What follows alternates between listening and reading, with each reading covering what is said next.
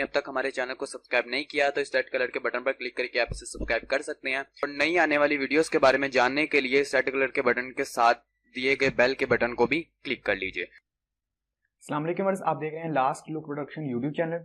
मैं आपका होस्ट अरसलान शेरा। हम सीख रहे हैं 9th क्लास की कंप्यूटर, जिसके चैप्टर नंबर 5 की आज क्लास नंबर 11 है। और आज की क्लास में हम लोग पढ़ेंगे conversion of fractional decimal into binary. Previous class में हमने सिर्फ डेसिमल से बाइनरी में जाना, कन्वर्ट करना सीखा था। आज हम देखेंगे कि अगर कोई हमारे पास फ्रैक्शन डेसिमल की वैल्यू आ जाती है, ठीक है। फ्रैक्शन डेसिमल की वैल्यू होती है बेसिकली पॉइंट, जिसके साथ पॉइंट लगा होता है, ठीक है। तो प्रीवियस लेक्चर क्लास में हम लोगों ने बगैर पॉइंट वाली वैल्यू को बाइनरी में कन्वर्ट किया था, जो कि डेसिमल की वैल्यू थी, और उसे बाइनरी में कन्वर्ट किया था।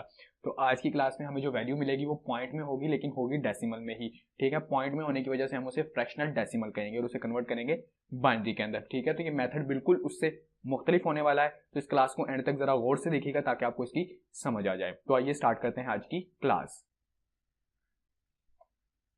ठीक है। सबसे पहले हम लोग एग्जांपल देखते हैं इसकी, ठीक है। एग्जांपल के अंदर जो हमें वैल्यू मिल रही है वो मिल रही है जी 0.56 इनटू बाइनरी, ठीक है। और उसके साथ उन्होंने दिया है जी give answer up to 6 decimals, ठीक है। यानी कि जब हमने इसको सोल्व करना है तो मैक्सिमम जो हमने इसको सोल्व करना है वो 6 डेसिमल्स तक ही सोल्व करना है, ठीक है। लेकिन मैं इस वीडियो के अंदर 6 डेसिमल तक नहीं, तकरीबन 8 तक इसको सोल्व करूंगा, ठीक है।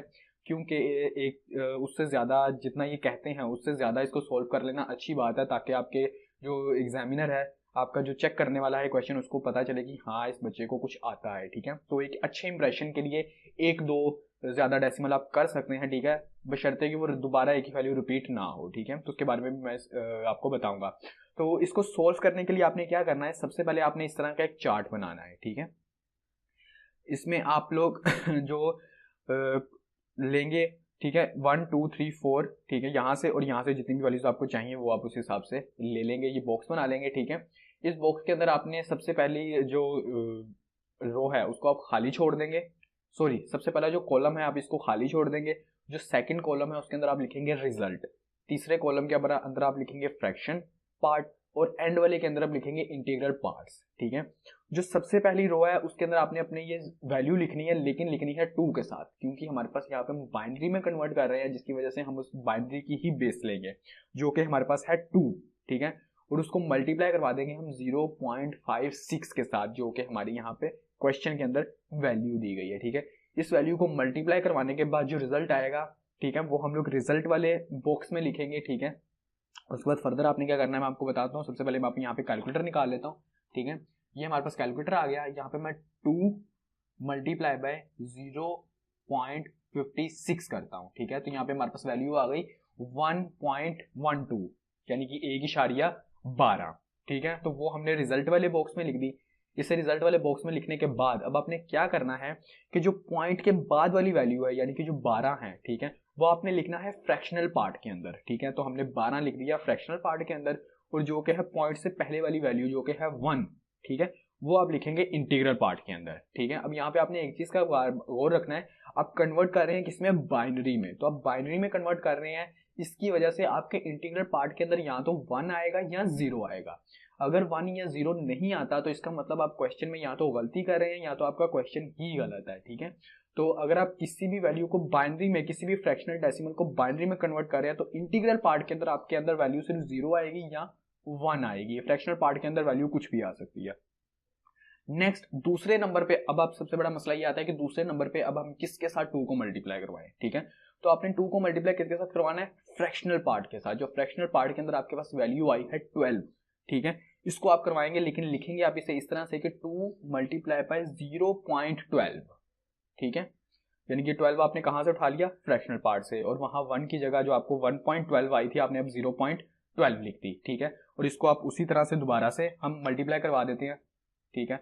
तो यहाँ पे मैंने इसको करवाया 2 multiply by 0.12 is equal to आ गया हमारे पास 0.24, ठीक है। तो ये वैल्यू मैंने रिजल्ट में लिख दी, ठीक है। उसके बाद वही आपने काम करना है कि पॉइंट के बाद वाली वैल्यू आप लिखेंगे फ्रैक्शनल पार्ट के अंदर और पहले वाली वैल्यू लिखेंगे आप इंटीग्रल पार्ट के अंदर, ठीक है। उसके बाद फर्दर रिजल्ट में आपके पास जो भी वैल्यू आती जाए, ठीक है, आपने उसके साथ 0 पॉइंट लगा के वही वैल्यू लिखते जाना है, ठीक है। यानी कि 2 मल्टीप्लाई 0.24 अब हम लगा देंगे, ठीक है। तो इसको भी आप मल्टीप्लाई करेंगे, तो इसको मल्टीप्लाई करने के बाद आपके पास वैल्यू आएगी 0. सॉरी 0.48, ठीक है। तो 48 हमने लिख दिया फ्रैक्शनल पार्ट के अंदर और 0 हमने लिख दिया इंटीग्रल पार्ट के अंदर, ठीक है। अब हमारे पास 48 है फ्रैक्शनल पार्ट के अंदर, तो हम लोग 2 मल्टीप्लाई 0.48 कर देंगे, ठीक है। इसको जब आप अपने कैलकुलेटर पे सॉल्व करेंगे तो आपको वैल्यू आएगी 0.96। 96 को हम फ्रैक्शनल पार्ट के अंदर लिख देंगे और 0 को हम उसी तरह इंटीग्रल पार्ट के अंदर लिख देंगे। नेक्स्ट अब हमारे पास 2 मल्टीप्लाई बाय 0.96 आ गई, ठीक है। और यहाँ पे हम लोग क्या करेंगे, इन दोनों को फिर से मल्टीप्लाई करवाएंगे। मल्टीप्लाई करवाने के बाद 1.92, ठीक है। तो 92 हम लिख देंगे फ्रैक्शनल पार्ट के अंदर और 1 हम लगा देंगे इंटीग्रल पार्ट के अंदर, ठीक है। फर्दर हम आगे चलेंगे तो अब हमारे पास वैल्यू आएगी 2 मल्टीप्लाई बाय 0.96 मैंने लिख दिया, सॉरी व्यूअर्स, एक मिनट इस वैल्यू को सही कर लूँ। ओके, तो मैंने वो वैल्यू गलती से 96 लिख दी थी। तो 0.92 जो कि हमारे पास फ्रैक्शनल पार्ट में है, इसको हम दोबारा मल्टीप्लाई करवाएंगे तो हमारे पास वैल्यू आएगी 1.84, ठीक है। 1.84 में से 84 हमने फ्रैक्शनल पार्ट में लिख दिया और 1 लिख दिया इंटीग्रल पार्ट के अंदर, ठीक है। इंटीग्रल पार्ट में लिखने अब ये 6 वैल्यूज हमारे पास कंप्लीट हो गई, जो कि हमें क्वेश्चन में कहा गया था give answer up to 6 decimal. तो हमने 6 डेसिमल तक इसको कर लिया, ठीक है।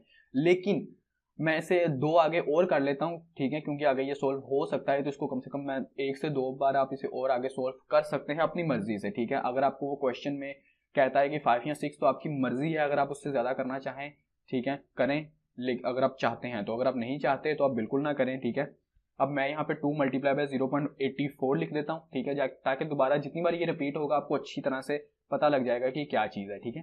2 मल्टीप्लाई बाय 0.84 को हमने मल्टीप्लाई करवाया, हमारे पास वैल्यू आई 1.68। 68 को हमने फ्रैक्शनल पार्ट में लिख दिया और 1 को हमने इंटीग्रल पार्ट में लिख दिया।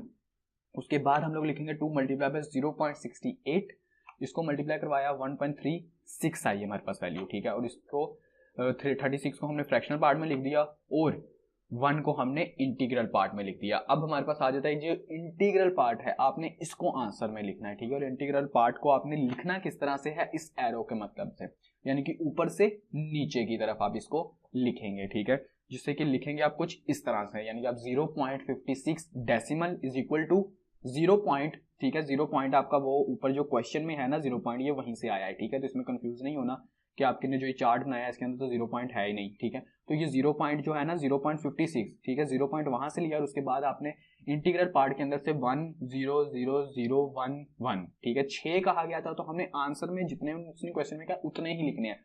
सोल्व हमने 8 किए हैं, लेकिन क्वेश्चन के अंदर आपने पॉइंट के बाद अगर आप देखोगे वैल्यू, तो मैंने सिर्फ और सिर्फ 6 ही लिखे हैं, क्योंकि क्वेश्चन में ही उसने हमें 6 ही डेसिमल्स करने के लिए कहा था सोल्व, और उसका जो हमारे पास बाइनरी है मैंने वो ही लिख दिया, साथ उसके साथ 2 लगा दिया ताकि वो पता चले कि ये बाइनरी का है। तो ये व्यूअर्स होता है अगर आपके पास फ्रैक्शनल डेसिमल नंबर आ जाए, ठीक है। फ्रैक्शन के अंदर आपके पास ऑक्टल भी आ सकता है, हेक्साडेसिमल भी आ सकता है, सबके अंदर आप किसी तरह से, ठीक है, कन्वर्ट करते हैं बाइनरी के अंदर, ठीक है। तो अब आपको ये भी पता चल गया कि आपने सिंपल डेसिमल को बाइनरी के अंदर किस तरह से कन्वर्ट करना है और फ्रैक्शनल डेसिमल को किस तरह से बाइनरी के अंदर कन्वर्ट करना है, ठीक है। तो इसी के साथ व्यूअर्स आज की हमारी क्लास खत्म होती है। अगर आज की क्लास के हवाले से आपका कोई भी क्वेश्चन हो तो नीचे कमेंट बॉक्स में आप कमेंट कर सकते हैं। अगर आपको ये वीडियो अच्छी लगी तो इसे लाइक कीजिएगा, अपने दोस्तों और अपने फैमिली मेम्बर्स में शेयर कीजिएगा। अगर आप 9th और 10th क्लास के कंप्यूटर के नोट्स डाउनलोड करना चाहते हैं तो डिस्क्रिप्शन में आपको लिंक मिल जाएगा, वहां से आप उन्हें डाउनलोड कर सकते हैं। मिलते हैं नेक्स्ट क्लास में, अपना ख्याल रखिएगा, खुदा हाफिज।